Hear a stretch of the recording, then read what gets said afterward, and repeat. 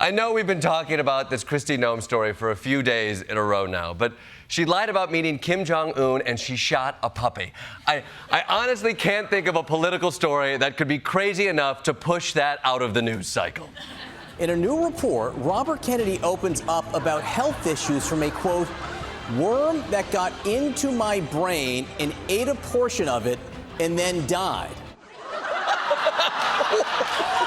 What? I don't know what's worse, that RFK Jr. had a worm that was eating his brain, or that his brain is so poisoned it killed the worm. It's so wild that we've all been joking about how RFK Jr. must have brain worms, and then he actually has brain worms. It's like if the weird kid in class came back from the doctor with a note saying, actually, Kyle does have stage 2 turd face. Please let him get his affairs in order. Now, the Kennedy campaign is dismissing the notion that the dead worm in their candidate's brain could cause any cognitive problems. But the story actually came out because the New York Times found a 2012 deposition from Kennedy's divorce in which he argued that his earning power had diminished because, quote, I have cognitive problems clearly. So I guess his argument now is, no, the worm didn't eat the president part of my brain, just the part that has to give my ex-wife money. And as if this story couldn't get any weirder, it turns out that Kennedy discovered the worm because he was getting tested for brain fog and memory loss. But doctors said it probably wasn't the worm that was causing the brain fog.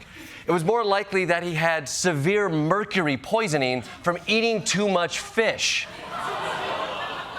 I mean, no wonder RFK cares so much about climate change. He's legally a thermometer.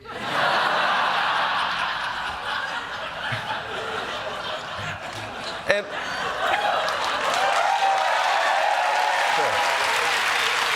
so how will this affect the race? Probably not much.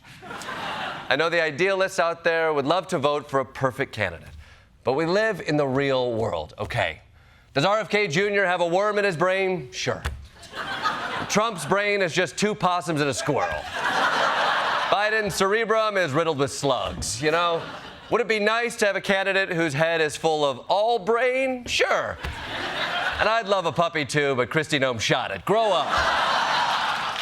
For more on the ongoing medical situation, we go live to the RFK Jr. campaign with our own Desi Lydic. Desi. Wow, Desi. Worms inside a presidential candidate's head is a terrifying story. What's the mood at the campaign? Well, it's understandable why people are nervous, but as it turns out, brain worms are very common, healthy even. In fact, some might say society would be better if everyone had worms in their brains.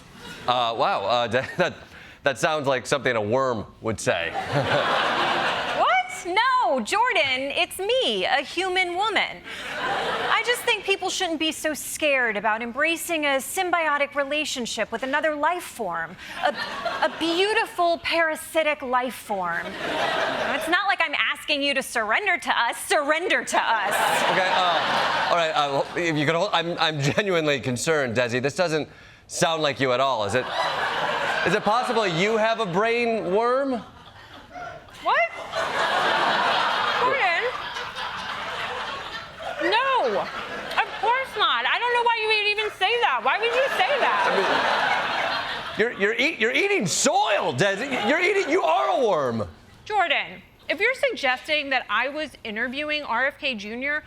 and he tricked me into touching our eyeballs together so a bunch of his worms could funnel into my brain's left cortex, then you are way out of line.